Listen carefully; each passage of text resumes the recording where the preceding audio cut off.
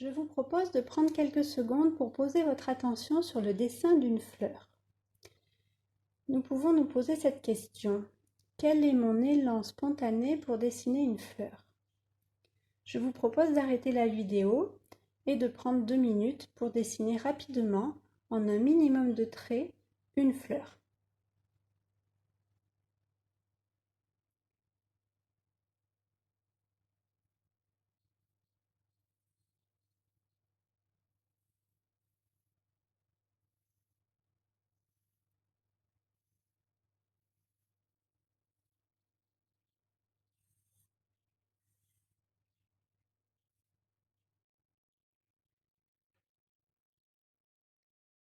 Voici donc le dessin d'une fleur, qui peut être le dessin issu de mon enfance. C'est un dessin tout simple, qui naît de mon élan spontané. Au centre, un cœur de fleur, des pétales, une tige, des feuilles. Ce dessin schématique révèle une organisation centrée. Un centre et des orientations rayonnantes. Il révèle aussi une organisation axiale, une ligne centrale et les feuilles de part et d'autre. Cette organisation centrée et axiale est issue de ma condition d'être humain. Ce dessin révèle ma sensation physique interne que je projette naturellement sur les objets. C'est un dessin simple que j'appelle schéma type. Cette représentation de fleur ressemble à une fleur qui aurait été aplatie pour être collée dans un herbier. La fleur que j'ai dessinée pourrait ressembler à celle-ci. Cependant, dans la réalité, je pourrais la voir de profil plutôt que de face, de 3/4 arrière, de derrière,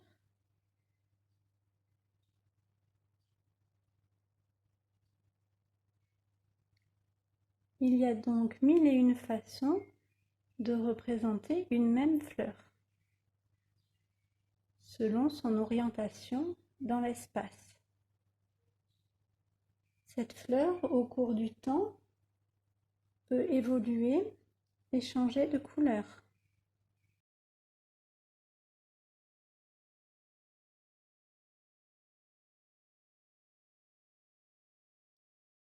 Représenter ou peindre une fleur fanée est aussi un exercice très intéressant.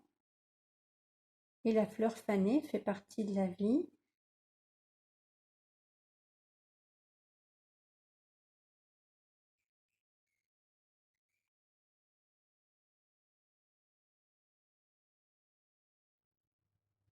Cette fleur peut être en train de s'ouvrir, pas tout à fait à maturité.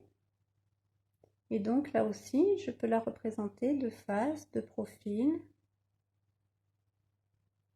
de 3/4, de dessus, de dessous. Tout un monde à découvrir. Ici, la fleur est encore un petit peu en bouton. Les pétales semblent commencer à se décoller. Ici, la fleur est tout à fait en bouton.